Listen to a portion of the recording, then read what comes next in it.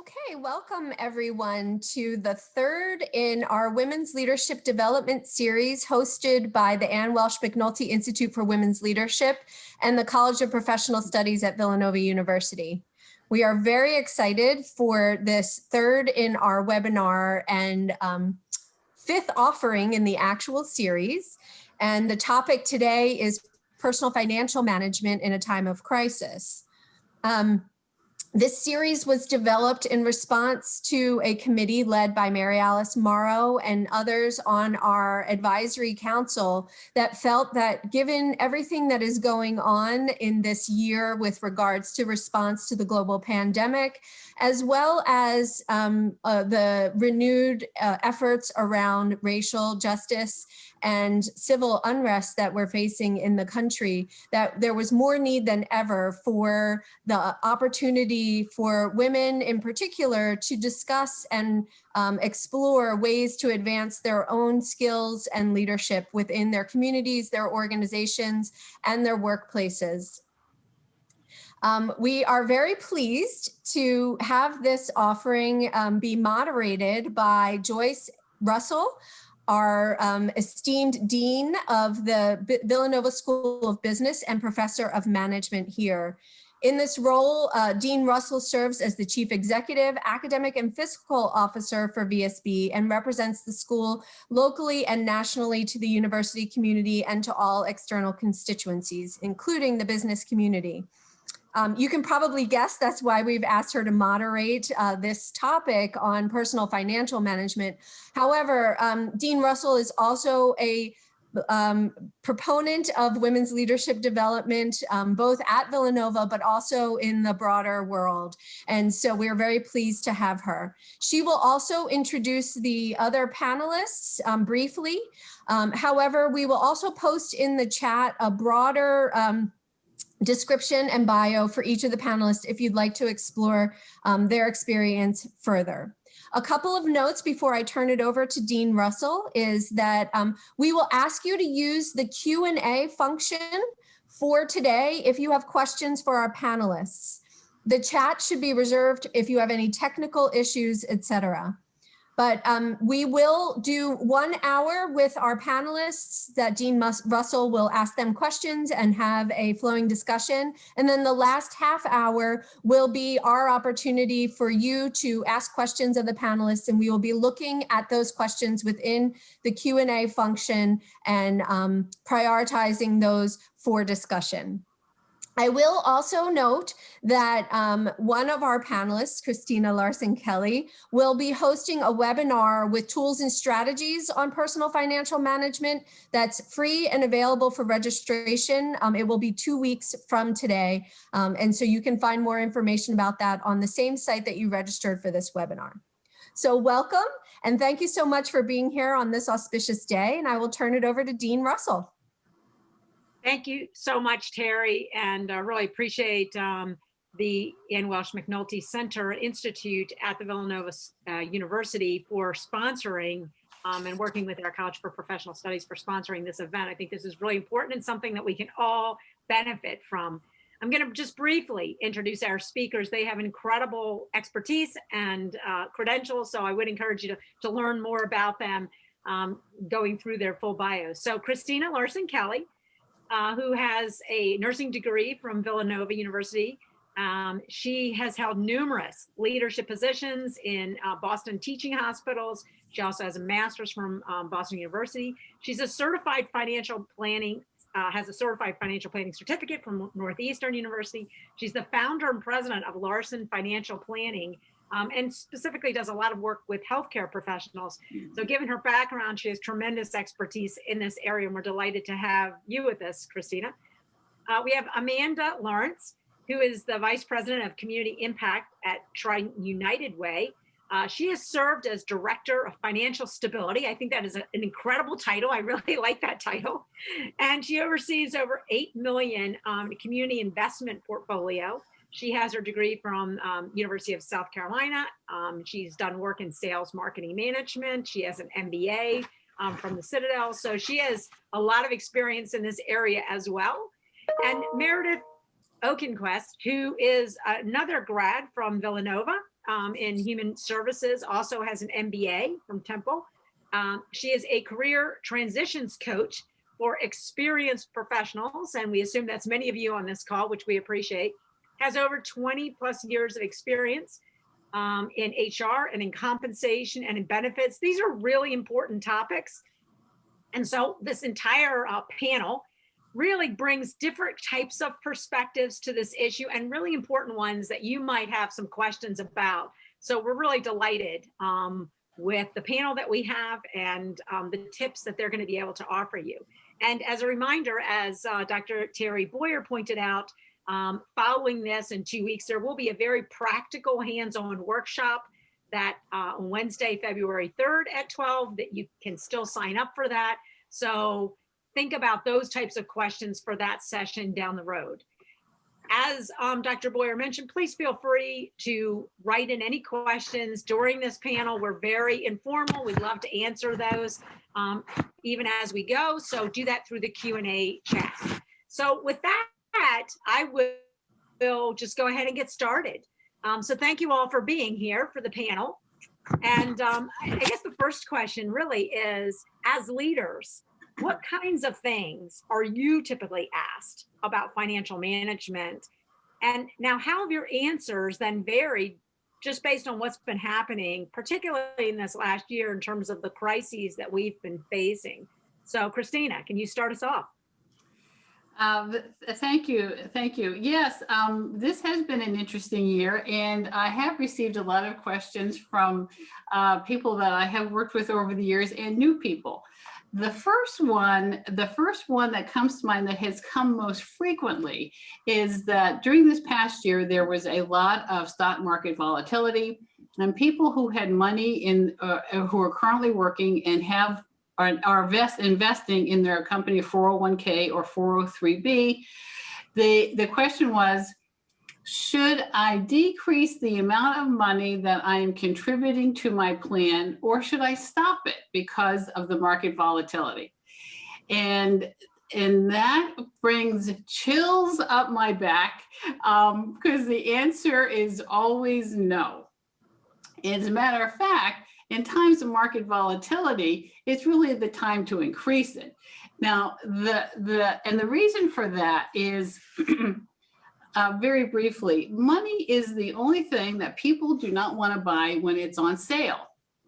So when the stock market decreases, you still have all of the companies that still exist that you have been investing in all along, but the value temporarily has gone down temporarily, but they still exist.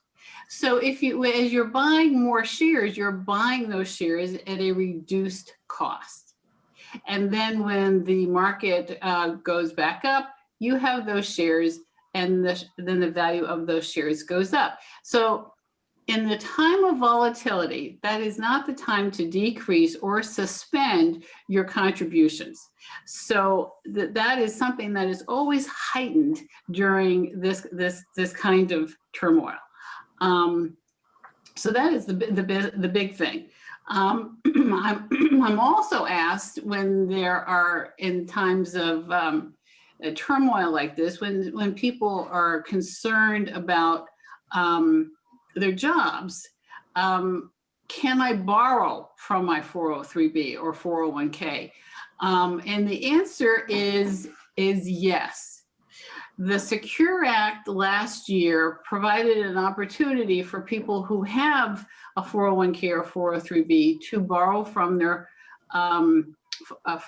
to borrow based on the arrangement that their company has with the investment plan, the Fidelity or the Vanguard or the Thai Craft or whatever it happens to be. The answer is yes.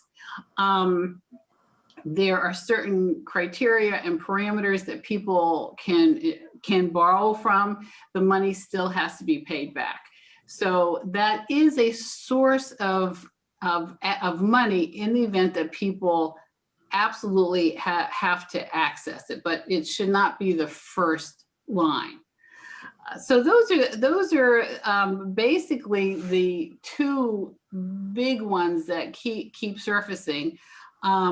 And there are other issues that play into this and we'll probably address these as we go along with the other questions.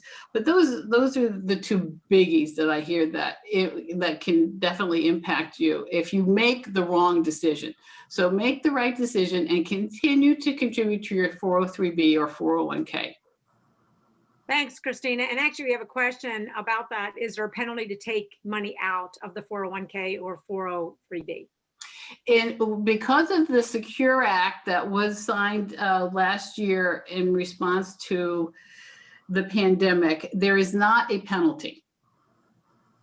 Okay, thanks for clarifying. And I can see where your first comment about when people see market volatility, they're very concerned about putting money under the mattress kind of thing. And so I think that was a really powerful response. So Meredith, your thoughts about really what kinds of things are you typically asked during this time? Great, thanks, Dean Russell. Really great to be here with all of you today. The perspective that I would like to share will be through the career development, career services lens. And in my current role here at Villanova, I'm predominantly responsible for providing career services support to all alumni of the university, as well as current graduate level students and students who are in our College of Professional Studies. And so, this question is very interesting for me because I can really reflect on the time of career services support before the pandemic and also what has transacted over this past year, and also thinking about it through the lens of financial management and what that impact has been as it relates to careers. And so when I think about, before the pandemic, in a time where we were not in a crisis, what did that look like? So financial management is always a huge component of career exploration. So, when I'm talking to people and they're talking about jobs and what their interests are, of course, salary and compensation is going to be a major component of that. So in normal times, typically the conversation is about, having an understanding of what the market value is for a base salary, having an understanding of benefits, and what those packages entail, and then how that will impact someone in their current life. So, I will work with people who are very happy in their current job and they're looking for a promotional opportunity, or maybe they're looking to make a transition into a new industry or a new job discipline.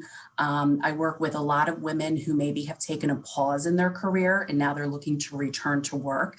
And so there's an exploratory process typically that happens where someone can do informational conversations and really get an understanding of the landscape and what that looks like. How that has changed during the time of crisis. I would like to use the word acute.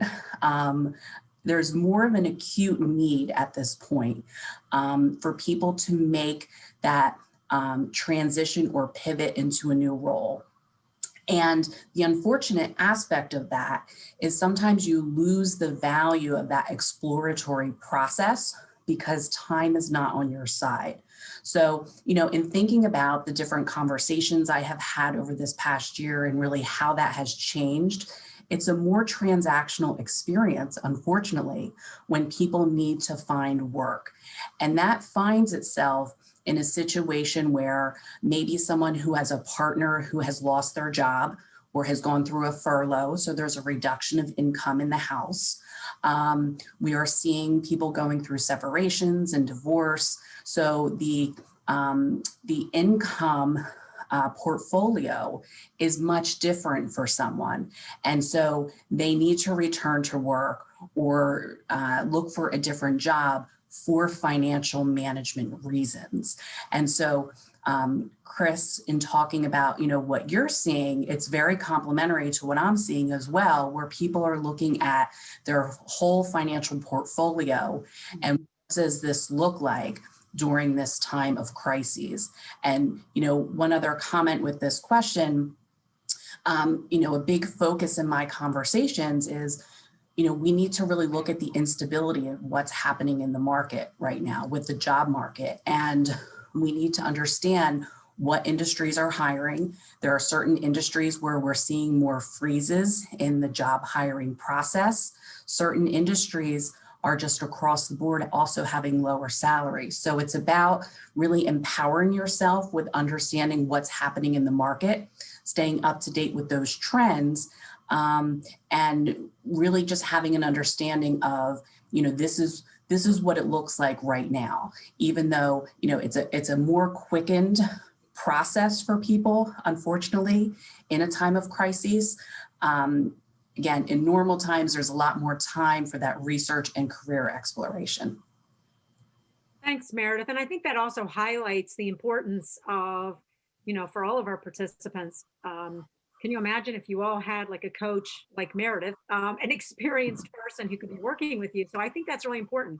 If you don't, it's very helpful. I know I've done a lot of executive coaching, but having a career coach or someone, don't think that that's only important when you first start out. It's very important throughout your entire career, as both Christina and Meredith have pointed out. So Amanda, some thoughts from you about what types of questions that you're getting?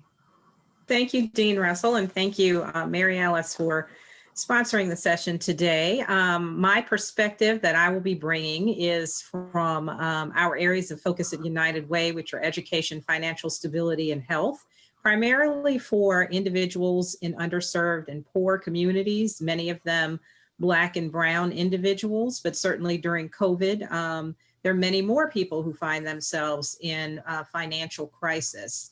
And so many of my answers will be reflective of the funding that goes to support people in vulnerable financial situations or crises. And I would say the question that I receive often is, how can I get assistance, or how can I access resources? And this is a very different question based on where you are on that financial kind of instability spectrum. I think for people who are losing their jobs, it is often jarring, and we find that women in particular who are in various stages, as we've referenced with divorce and other issues that are arising, or heads of household, will wait until there is a crisis. They will run through their savings and then seek assistance.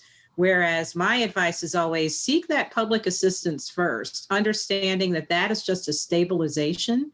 And that's what we support at United Way. You have to stabilize yourself so that you can begin to think about those other things.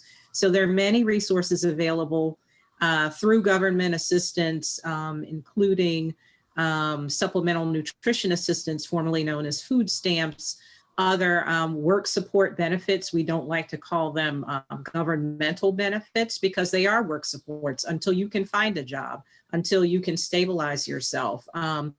It's often difficult to know where those are if you haven't lived in that situation. And so United Way is a good start, and most communities have a 211 system or some kind of resource system where you can access that information. But applying for those work supports is critical as soon as you know that you have lost your job or lost income or been impacted in some way, so that you give yourself time and a runway, because we don't know sometimes how long we're going to be out of work. And then for those people who are living kind of in crisis and were already behind before the pandemic when they asked this question, many of the resources are very scarce right now.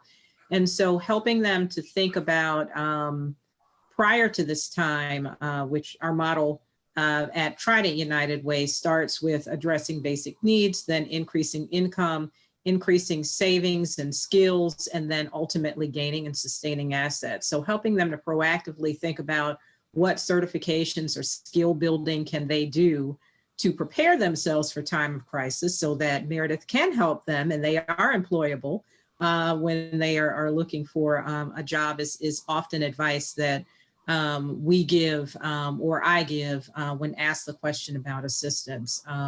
Again, so that you're mitigating crisis and not responding to crisis. And so really being proactive in looking at your personal finances, what you can do now, and then saving those savings and other things you have until you absolutely have to be able to use them. Thank you, Amanda. What great advice in terms of, and I think the message that everybody should get, of course, is, as you're pointing out, is not waiting for a crisis, but being proactive and being prepared, and so that you are prepared when a crisis occurs. And I think that's great advice. It's tough advice for many of us who are juggling lots of different things, right? But I think it's really important. So thank you for sharing that. And speaking of which, and by the way, we're getting some specific questions that I'm going to throw out there, even though some of them are pretty specific that Christina could address during the actual workshop in 2 weeks. But Christina, let's go ahead and ask you, is there an ideal percentage that individuals should go ahead and contribute to their plan, or are there different times to contribute different percentages? We had some questions about those types of things. I love that question. I love that question. Okay, so the answer is yes. What the maximum, the overall maximum that one should always strive for the maximum. The maximum, if you're under 50, is $19,500 a year. If you're over 50, it's another $6,000. So that the maximum is always ideal. However, the maximum might not be practical. So what I share with people is start with at least 10% of your income and increase it by 1% every year until you get to the max. And if you can increase it more than 1% a year, it's to your advantage to do that. And it's to your advantage for two big reasons. One, the more that you save, the more that you will have. And secondly, contributing to one's 403B or 401k is one of the very few ways left to reduce your taxable income. Because with the 2017 tax changes and the increase in the ability to, you can't itemize your deductions anymore. You can't deduct your mortgage. You can't deduct your real estate taxes and stuff like that for many people. So by increasing a 403B or 401k contribution, that is one of the last stands of reducing your income tax. So it's a win-win. So if, and another little note, if you get your taxes back and your tax preparer has shared with you that you owe taxes, 99% of the time, if you increase the contribution to your 401k, you will not owe taxes next year because you'll be paying yourself. So you'd rather pay yourself than pay the feds. So so start at 10, go up, and the max right now this year is 26,000 if you're over 50. All right, thanks for answering that question. And we know you're going to give even more specifics in the webinar in a couple of weeks, and we'll make sure to put that link up here. Leading during crisis brings a whole new set of challenges and opportunities, particularly in financial management, as you all have mentioned, both personally and professionally. So how have you navigated, people always like to know that, how have you navigated this at home and work? So Amanda, thoughts that you like to share? Sure. So thankfully, my household has not been impacted financially by COVID-19. I've continued to work. There's more of a need now for nonprofits and for the services that are provided than ever. So that has provided a certain degree of job security, although nonprofits as a whole are looking at their own survival and financial stability and ability to pivot and be nimble during this time for fundraising. And so thankfully, thus far, we have not been impacted, and my husband has not been impacted. But I would say that for some of the things that we've already talked about, being proactive, increasing our savings prior to this time, and really making sure that we live on only a certain amount of money within our household at any given time has really helped us and helped us to be able to help others. Even with the stimulus and payments that we've been able to receive, it's really allowed us to be able to pay it forward. And so that the advice that Chris is giving everyone is very well taken. And thankfully, I have a husband who likes to save more than spend, which is the opposite of what I often do. And that has benefited us during this time. Thanks, Amanda. And I think you raised the point that those are great conversations to have in your own home, right? Those are probably great pre-establishing relationship conversations to have for a partner or spouse or whoever, just to get a sense of what your money plans are. I'm sure all of you as experts would agree to that. Meredith, your thoughts about this in terms of personally and professionally, how have you navigated this at home and work? So in thinking about this and thinking about it through the experience that I have had, friends of mine, colleagues, even people that I'm working with, really looking at, there's a lot of consistent themes that I'm seeing through the pandemic. I think as it relates to home and personal life, when you think about the challenges, one of my colleagues described it, I think, the best way in saying this, that during the pandemic, you really have been put into the life that you have made for yourself. So during quarantine, that is your space that you are in. And because there's not all the busyness, there's not all the extras that are happening. So you are in your space. And I think that's true also with work. Many of us working remote, which I was able to do during the pandemic, really taking a look at, this is what my space is, and taking inventory, really recognizing your life personally and professionally, this is what it is, and let's take some inventory of what that is all about. I think that it's an opportunity to assess priorities, to really maybe have a clearer vision of what you want your personal and professional life to be because of that clarity. And I'm finding a lot of the conversations that I'm having as it relates to financial management and complementing that with careers is that people are really thinking about, is this what I want to do moving forward? So even if I don't have to find a new job, is this really what I love to do? Is this where my passion is? I've heard that word passion a lot in the past year, because I think people are really, thinking about, okay, ultimately in life, this is what drives me. And so I think coming out of the pandemic, post-pandemic, I think we're going to see a lot of people doing major pivots and transitions in their career when the economy is better and the jobs are there. Because I think that this challenge and opportunity exercise, both personally and professionally, I think is going to have some very interesting outcomes.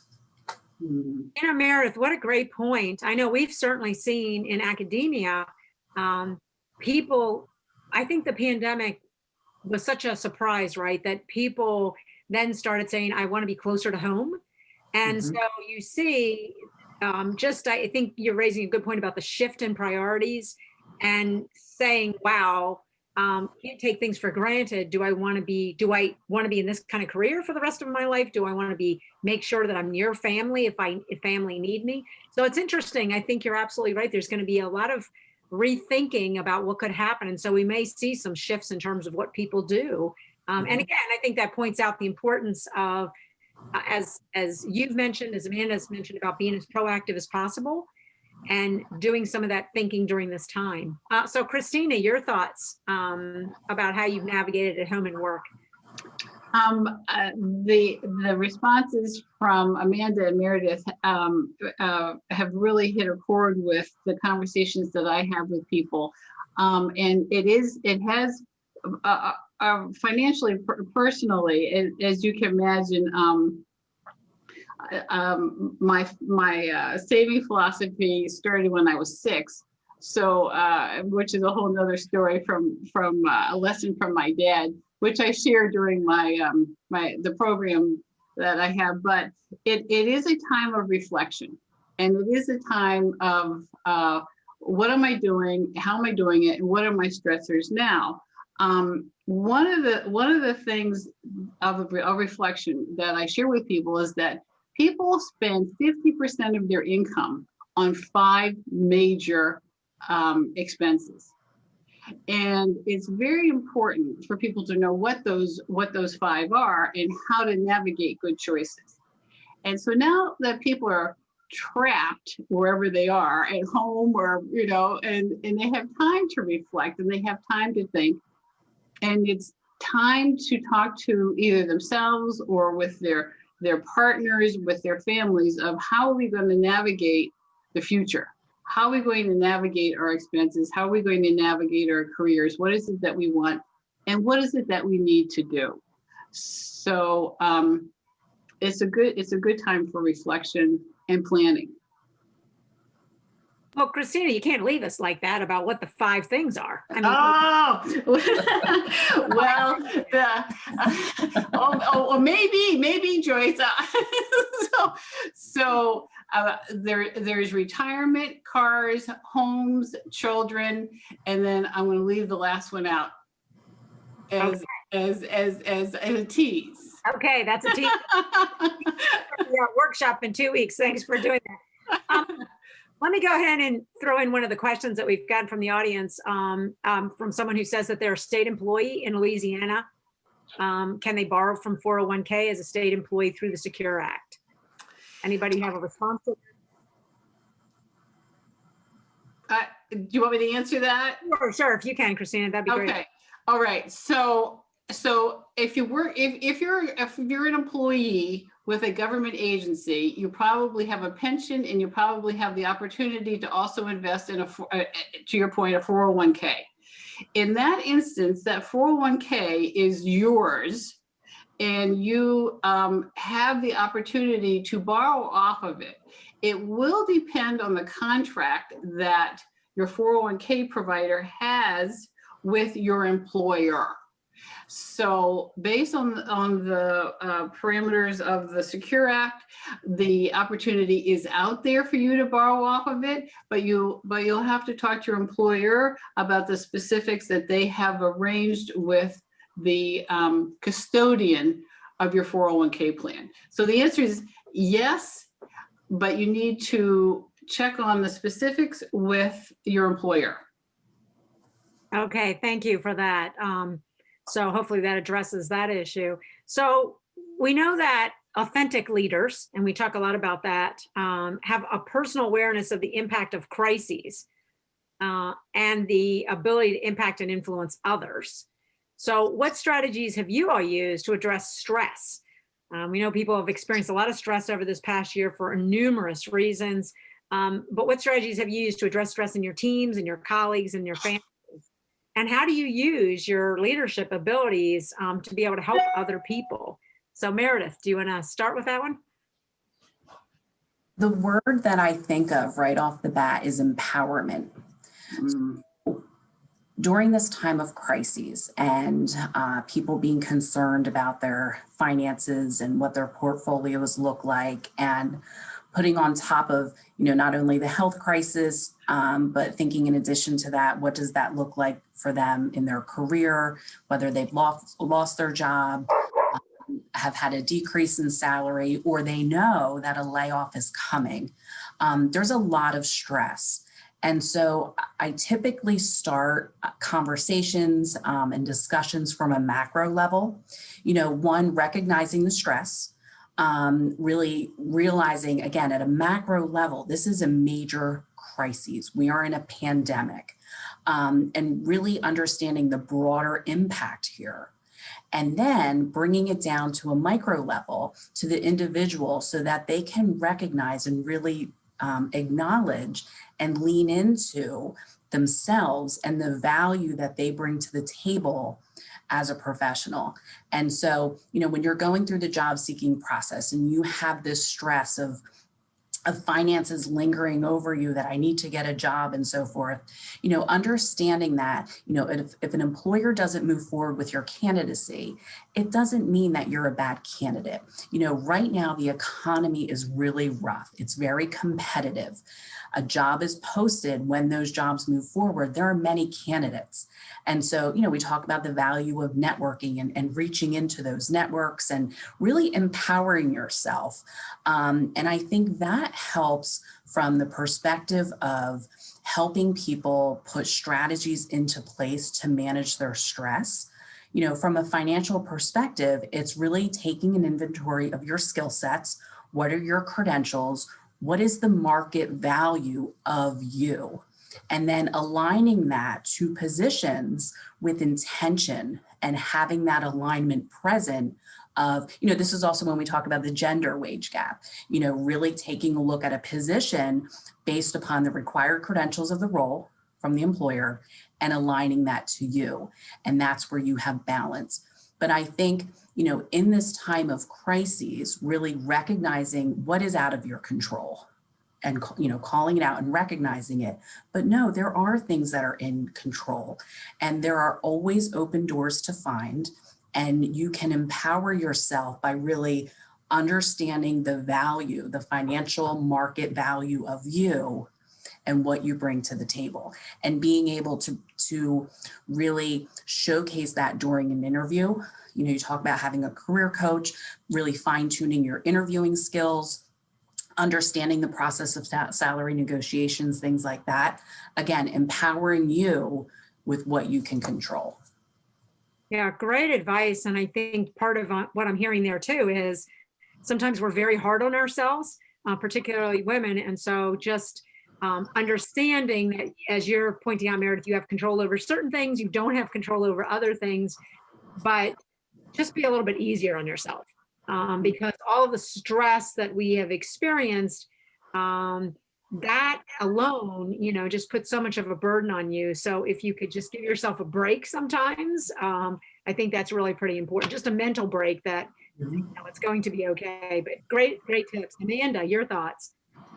Sure. And I think about this from the team that I manage as well as the work that we do, which is supportive on both sides. And it starts with the kind of the themes that Meredith shared of affirming. I really affirm the value of my staff during this time when we're all looking at funding. People aren't sure, are we going to survive?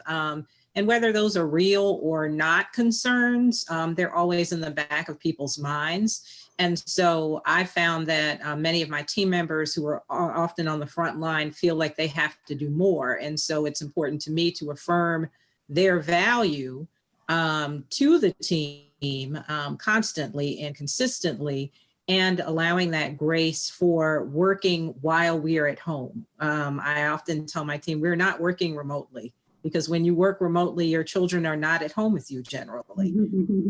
School, or they're doing something or an activity. So working while at home, I give my team a lot of grace on when they get their work done, how they're getting it done. I'm careful about meetings. I tell them to guard time on their calendars for when they need to be doing something. If it's working with a child who works better in the morning, then we'll schedule your meetings in the afternoon, and really trying to evenly distribute what those needs are across the workforce so that no one capacity is stretched or stressed. And then in terms of the community, we are very thoughtful about offering wellness and self-care resources and experts. We hosted a session with Dr. Sparrow at the Brazelton Institute on mental health early in the COVID crisis, and what others are doing. It's very important for a community and for a team to see that you're not alone in this, that there are other communities that are having these stressors or issues, and this is how they're working through, and this is how they are managing stress. And so that's a part of our outward facing work that also benefits our teams and employees because they can participate in those as well. But I think grace is the order of the day because we are working very, very differently in this what my CEO likes to say is COVID and COVID adjacent environment. Thanks, Amanda. Yeah, I think grace is a wonderful word, and that's probably something we don't think about a lot in terms of, as you're pointing out, giving yourself grace and giving others grace and enabling people to alter things in their schedules. I think both of you had mentioned the importance a little bit about negotiating, and I think teaching a lot of negotiation workshops myself, I think it's very important, if that's not what happens in your organization, to be able to ask, to go to your manager, to be able to ask for, as Amanda was saying, if your children work better in the morning, to be able to shift your work schedule. But remember, the bottom line is it never hurts to ask. So you can always start by saying, I need to make some shifts or changes. Christina, your thoughts? It's interesting. The other day, this week, there was an article in one of the major newspapers, the 6 ways to relieve stress during these financial times. And so, of course, this is quite pertinent. So I'm looking here at my some of the notes. The article said that 4 out of 5 people are anxious about their financial situation. So I share that with my clients and other people that I talk about, because people will call here and they are definitely on high C. They are just wound up tighter than a corkscrew, and everybody is anxious. So I share this with them, and it's nice to know that you're in good company, kind of, but you don't feel like you're alone. The next piece is what has been also mentioned by Amanda and Meredith, is write down what is making you anxious. So I received 2 phone calls this week that highlight. One, Eileen was very anxious. It was pretty diffuse. But what we found out was that she was thinking about retiring within the next 3 years. She was concerned about market volatility, and she didn't want to lose all her money. So that was a very specific issue that she had, and once we talked about that, and we talked about that and could ferret out the specifics. She was very much relieved, because we could identify what was making her anxious. So that's really important. Identify what it is so that you can address it. And one of the other things that has also been mentioned is fear is a reaction to something specific. Anxiety is a reaction to a non-specific, overwhelming concern. So if you can pay attention to the present versus 5 years out or 2 years out, it helps confine, it gives parameters of what your concerns are, and they're much easier to address if you can identify them and corral them into a manageable time frame. Great thoughts, especially about writing things down. I know that's an issue for a lot of people overnight, right? You wake up during the night, you're stressed about things. And I've always told people when I've been coaching them is write it down. Always have that notepad next to your bed, right? Where you write things down, and it enables you, at least in that situation, to then go back to sleep because you've written it down and okay, I'll deal with this tomorrow. But I think your advice about writing it down and then being able to talk about it enables you as helping them, Christina, be able to identify how specific this is and what are the exact issues there. So many people save for a future event. Could this be one of those events? And what are your thoughts on leveraging those savings today? And if not needed, should we use this time to pivot from pre-crisis saving plans and strategies? So Christina, thoughts there? Yes, there are 2 pieces. And one of the examples I'm going to share with you is I live in Massachusetts, and our governor is Charlie Baker. He comes from the business aspect, and he's done a fantastic job. No matter whether you voted for him or not, his approval ratings are very high. But so anyway, Massachusetts economy had been doing very well, and Charlie socked away a ton of money in savings. And he started getting heat last year, prior 2020, he started getting heat for having all this money in savings? And why wasn't he dispersing this money for X, Y, and Z? And Charlie said, I'm not dispersing this money because at some point we might need it. Well, here we are. So this comes to, you save for one thing, but you might have to divert it to something else, both personally, and here we're talking about a government, but it works in every avenue. So because of the savings that was there, the state of Massachusetts has been able to disperse hundreds and hundreds of thousands of dollars to restaurants, to the restaurant workers, to people who need the money. So that's an example of you're saving for one thing. In a personal situation, that would be called an emergency fund. And some people see, well, it gets so big, or there's this pot of money, and it's like burning a hole in your pocket. But it's important to have it so that you have options down the line. So yes, shifting your savings is it's a very nice position to be in. Great, thank you so much. Meredith, your thoughts on that? I think there's a lot of opportunity for the exploratory phase of your life with regards to savings at this time. What I see that there's a lot of reflection on graduate school. And so conversations that I have had are professionals who are currently working, who have been thinking about graduate school, whether that's, leaving their current job, going full-time, maybe going part-time, how can they financially manage that? But, this might be the opportunity, as this could be one of those events where leveraging their savings at this time, this could be the opportunity, because now they have this kind of vision of what their career looks like and would know what kind of graduate degree to pursue. I've also been having conversations about early retirement and what that could look like. So maybe someone wants to scale back on their working hours, maybe not fully ready to retire, but maybe exploring being an adjunct professor, really assessing, what are my skill sets? If I have certain financial acuity, for example, maybe lending my experience to an academic program, or maybe transitioning to be an independent consultant. What would that look like? And maybe the savings that they have can maybe help offset the transition and the ramp up time as they build up their client portfolio.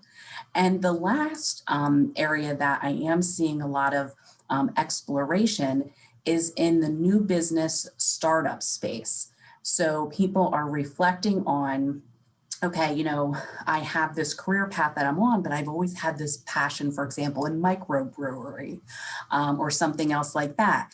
Could I explore the entrepreneur in myself and maybe look at developing and starting up a new business?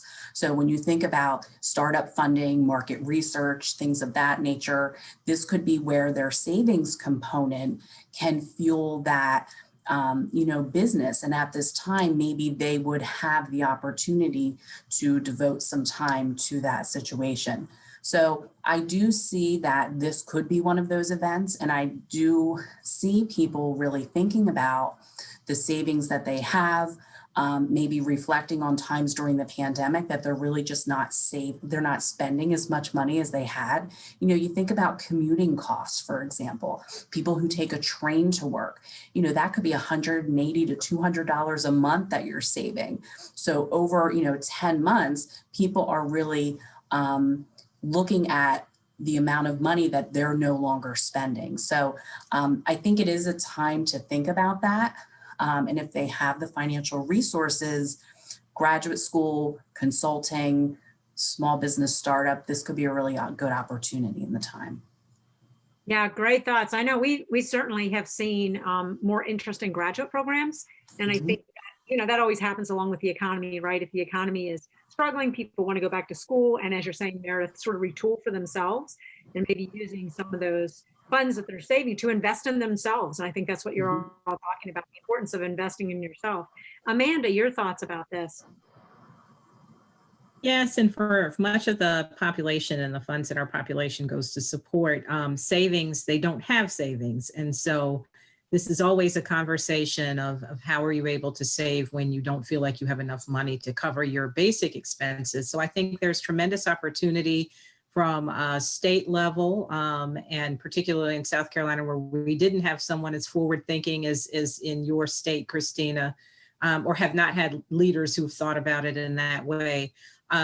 There's definitely an opportunity at a state level to develop infrastructure and programs that support savings for underserved populations. They were popular a few years ago and kind of went away as the economy strengthened. And now we see a tremendous need at all levels for that. And so I think that's where the opportunity is, as well as what some of the other panelists have shared around consulting, and even for individuals who may not have formal experience, the proliferation of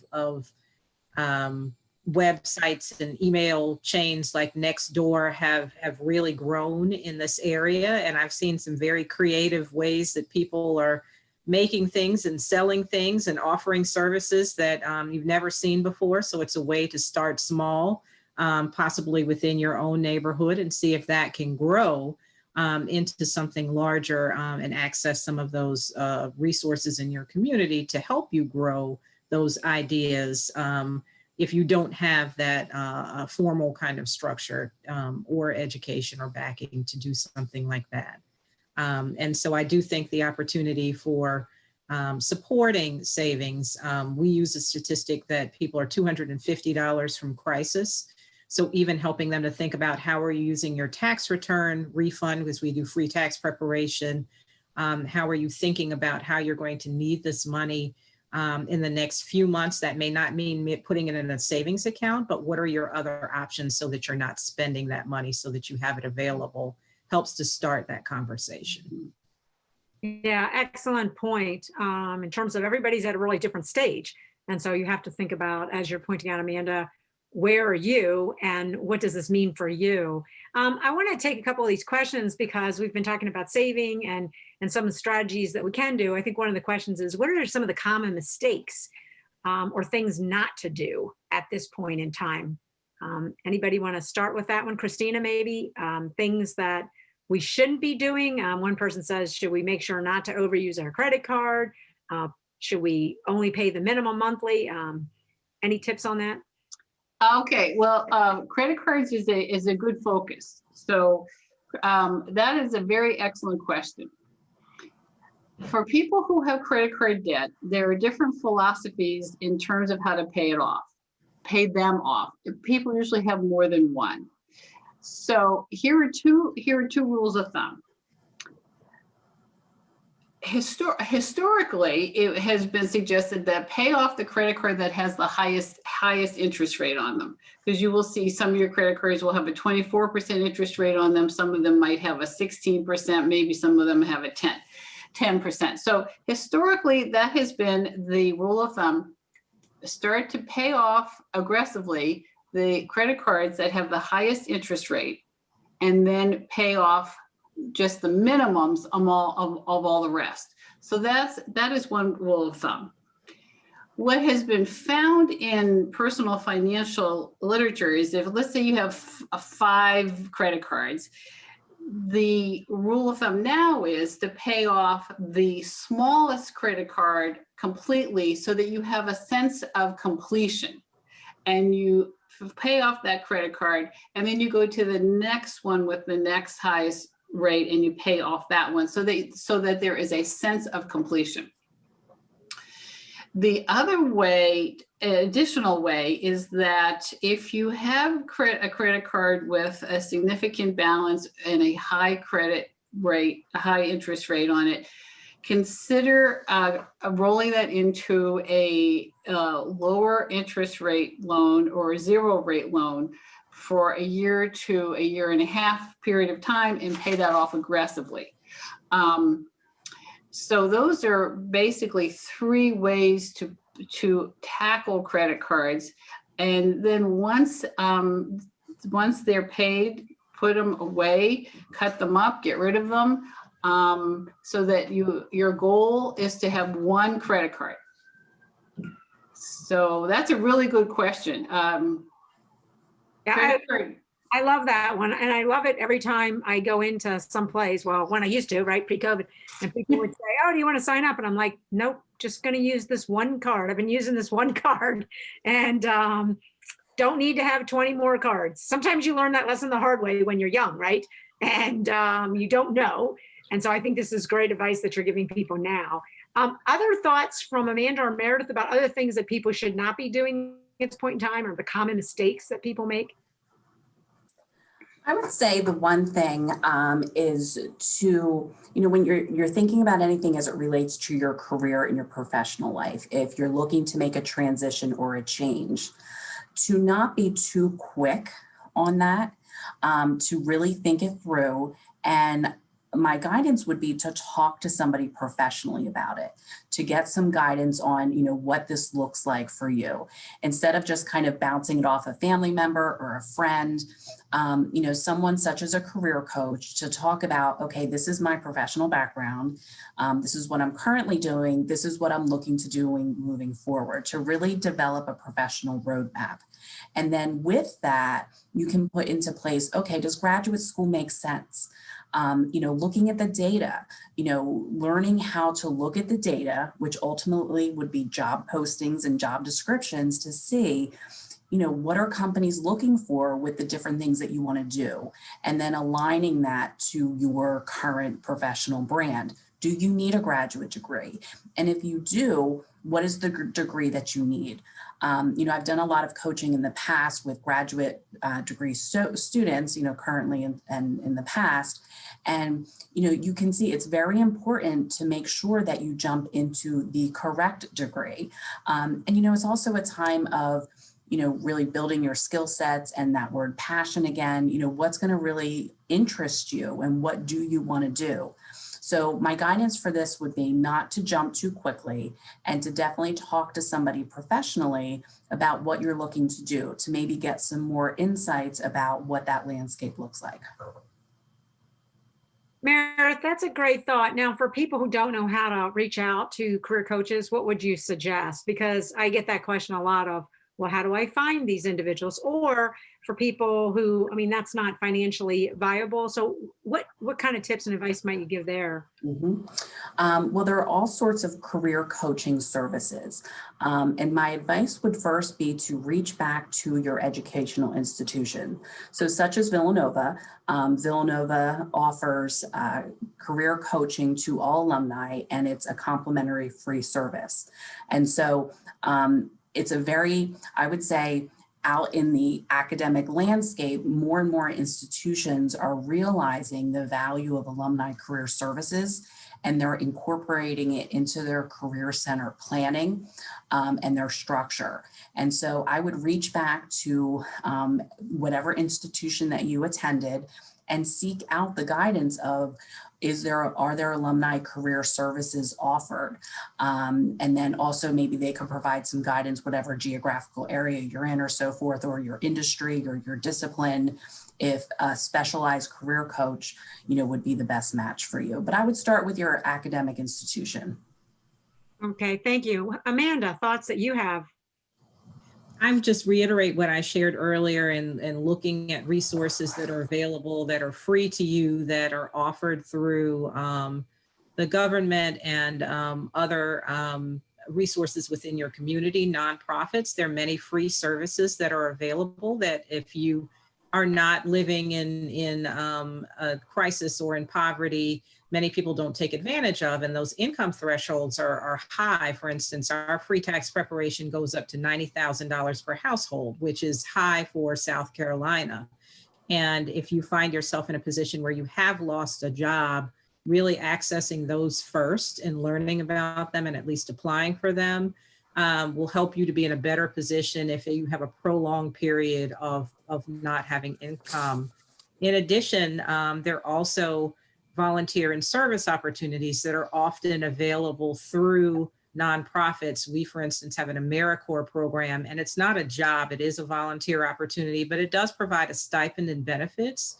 So to Meredith's point about looking at changes and looking at, a lot of people are now wanting to give back. It is an opportunity to serve in the interim if you've lost your job, get some skills and experience, be able to have a stipend, and also receive some benefits that are part of that program, which are actually great. I mean, it provides childcare vouchers and insurance and some other benefits that, while you don't get that in your income, help defray some of those other costs where you could be using your savings or other things. So really looking into what resources are available through your human services organizations is helpful during this time.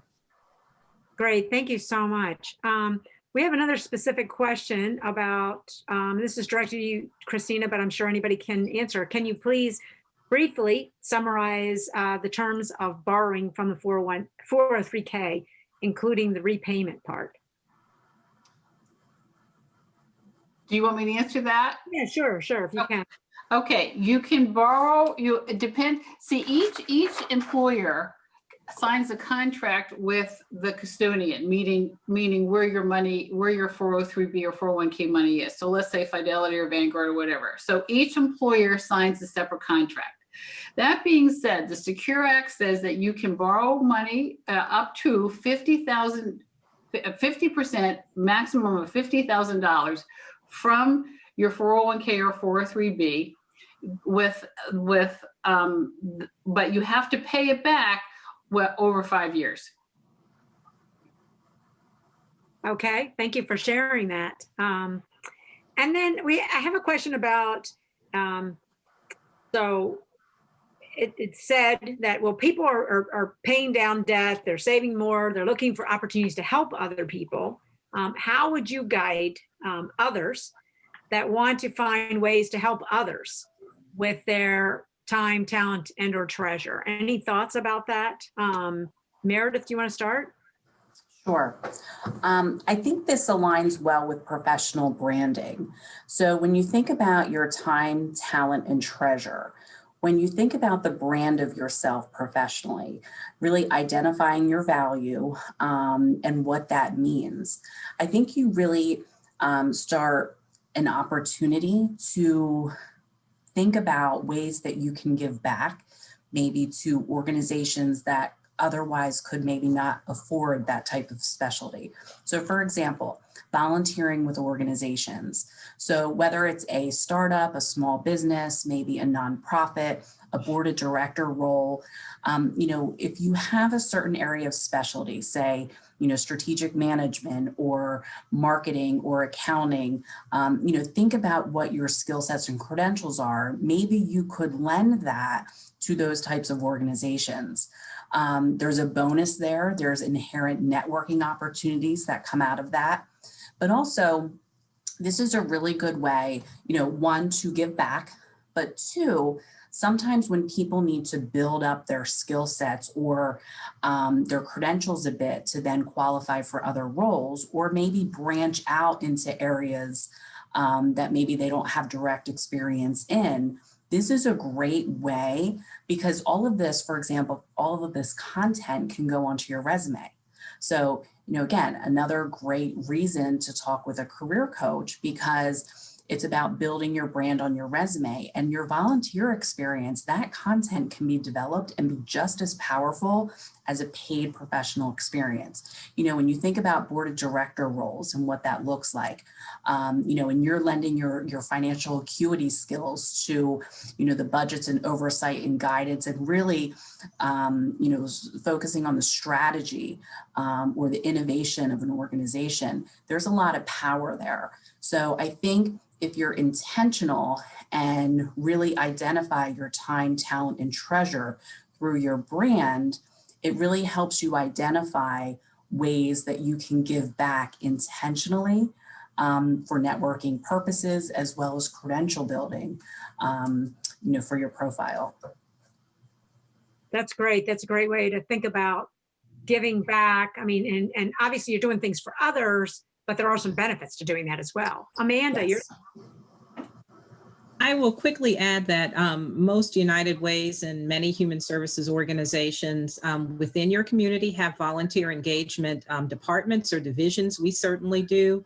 And our strategic volunteer engagement director is always happy to share opportunities, skill-based volunteerism, as well as boards and service, as well as pairing people with organizations where they have passions, which to Meredith's point, really is an opportunity to network, to see if you want to make a career change. Is this really what I want to do once I'm serving? So I would just encourage people to call those organizations. Most people are more than happy to sit down and have an informational session with you, and also connect you to others in your areas of interest so that you can have a conversation and start that volunteerism process. Thank you for sharing that. Christina, any other thoughts you have? The only other are financial contributions that if people feel as though they have extra money and they want to contribute to a charity or a good cause, they, as of last year, $300, even if you don't itemize, if you donate $300 to a qualified charity, it's a write-off on your taxes, which is one of the few left. But in addition to that, if you have more money that you would like to contribute, you can open up this is more complicated, but just to let you know that it's out there, you can open up a donor advised fund and contribute a lot more assets, and that can be donated to charities and also have a tax benefit to you. Thank you so much for offering those ideas. We did get another question about, can you comment on how COVID negative financial impact will be viewed for credit impact and future lending opportunities on hiring and personal credit, since credit is important for employment? Christina, you want to start? You're nodding your head, so maybe you want to start with that one. I get this question all the time, and it's one of the issues I address in the program coming up in 2 weeks. But there are 4 ways to maintain a good credit score that will impact impact your credit score. The first one is you have to pay your bills on time. That's the first one. So paying your bills on time is to your benefit. The next one is do not have too many credit cards. The more credit card debt you have access to, the lower your credit the lower your credit score is. Pay, and that also, so if you have a lot of cards, that negatively impacts it. But in addition, if you have just a few credit cards, here's the third one. If you have just a few credit cards and they are pretty close to the max, that is a detriment to your credit score. So those are actually the 3 big ones. Pay your bills on time, do not have too many credit cards, and don't have them at the max. The big fallacy that I hear all the time, and I really hear it from young graduates, is I have been told that if I keep a balance on my credit cards, that helps with my credit score. That is false. It's false. Keeping a balance on your credit card does not positively impact your credit score. Those other 3 things do. Well, great to dispel that myth, because I've heard people giving that advice too. So thank you for sharing that. Anyone else want to address that issue about credit impact? Amanda or Meredith, do you have anything else to add to that? I think as it relates to the work aspect, before the time of being a career coach in higher ed, spent many years working in talent acquisition. And from a job perspective, from the recruiting space, it's always about education and working credential verification. So never was there a time in my recruiting space where credit score was a part of the formula, whether or not an employer pursued your candidacy. Thank you. So I guess I'm going to I know we have another question here, and we're competing with some big events in the world today. So, but the question is about sites that can help navigate your market value in career counseling. Does anybody want to share any other sites that people could help them in terms of informational strategies?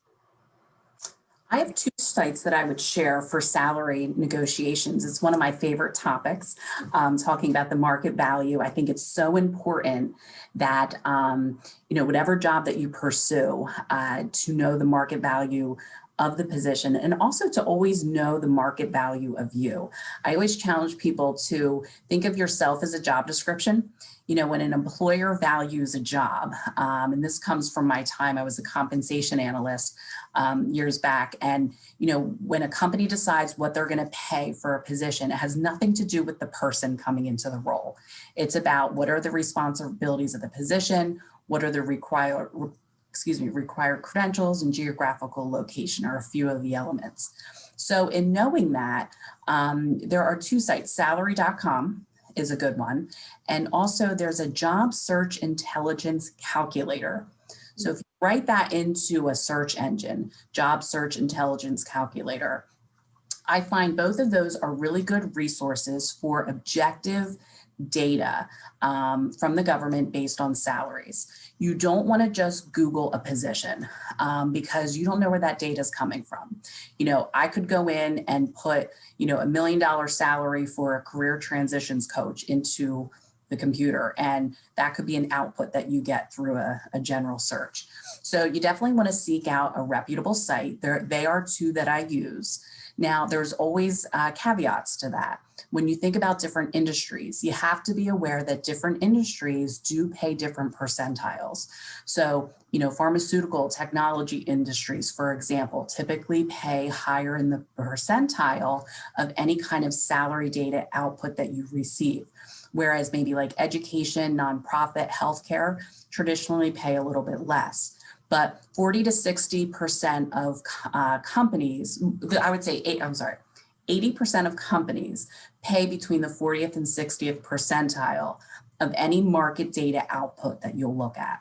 So keep that in mind when you're looking at the numbers, but it's important that when you put information into these sites, that you're actually looking at job descriptions or what employers are looking for, because they're going to ask you questions such as geographical location of the position, how many years of relevant experience are needed for the position, what is your education level, is a bachelor's degree required or is a graduate degree required?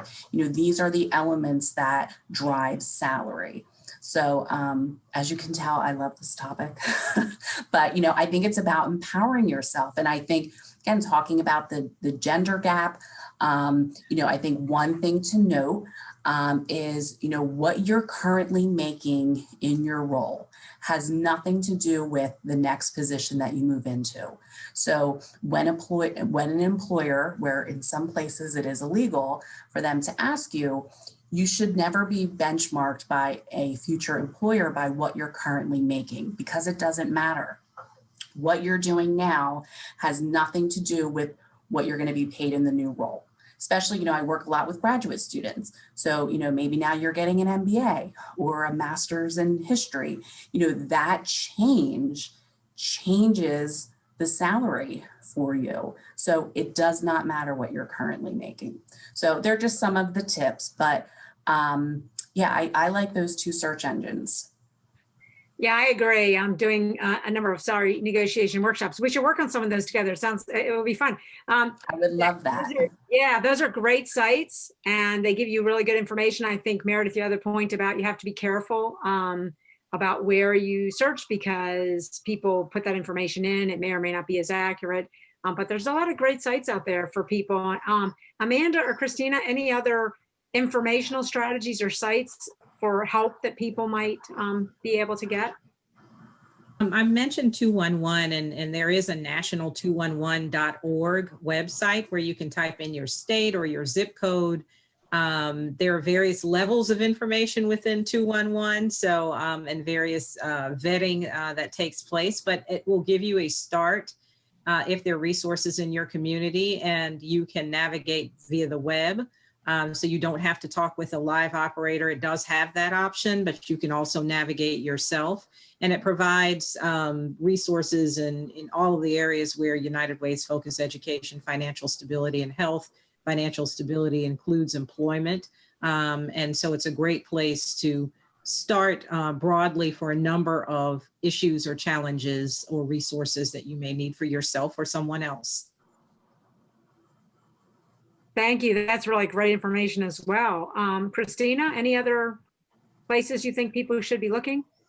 Well, in terms of personal finance, we've had some questions on personal finance.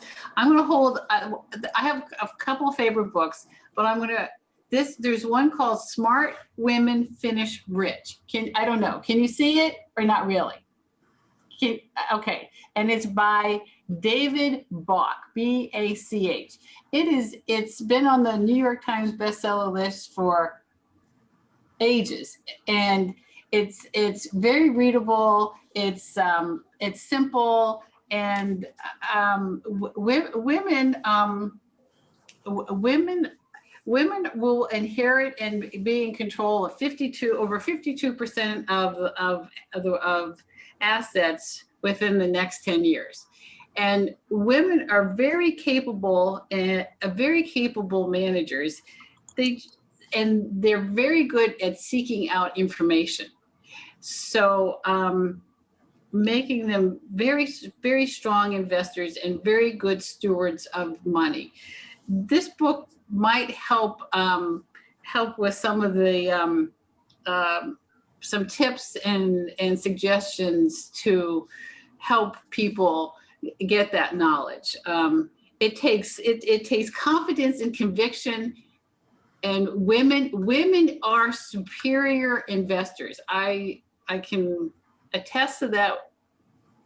So keep your power, ladies. Keep your power, and great. You've got it. You've got it.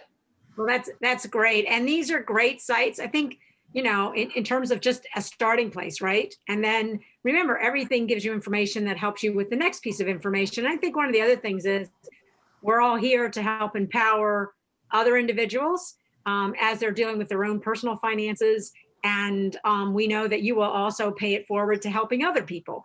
And that's important as well. And that's actually part of our mission, even at Villanova University, right, is to pay it forward to others. I'd really love to thank our panelists who have done an outstanding job of answering questions. There's so many more questions that we know could come up. And but thank you, Amanda and Christina and Meredith, for your really concise insights, your time, and trying to, again, provide additional help to empower our audience. And I've really enjoyed this opportunity. And with that, I want to turn it over to Dr. Terry Boyer.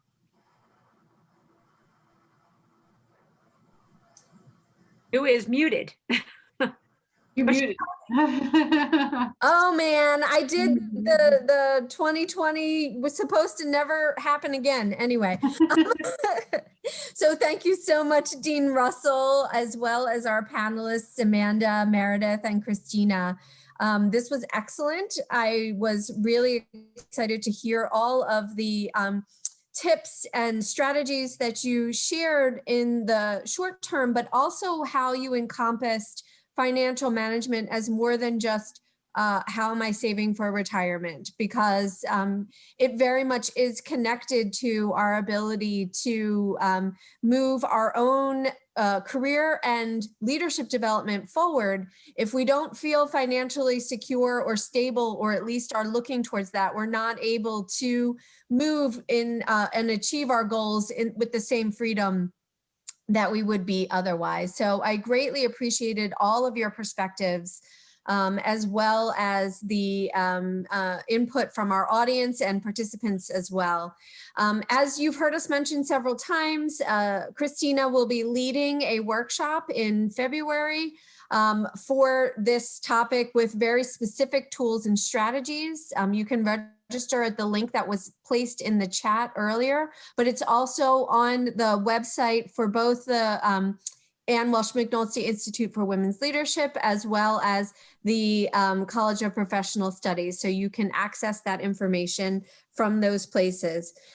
Lastly, you will be receiving a recorded version of this if you registered. So you check your email for information about this, and that email will also include the link to register for the webinar. But If you enjoyed this discussion and the advice that you received here, you can certainly share with others by sharing the link that you receive in the email that will go out in the next couple of days. So thank you all. Enjoy the rest of this day, and I appreciate your time. Thank you. Thank you. Thank you. Bye-bye.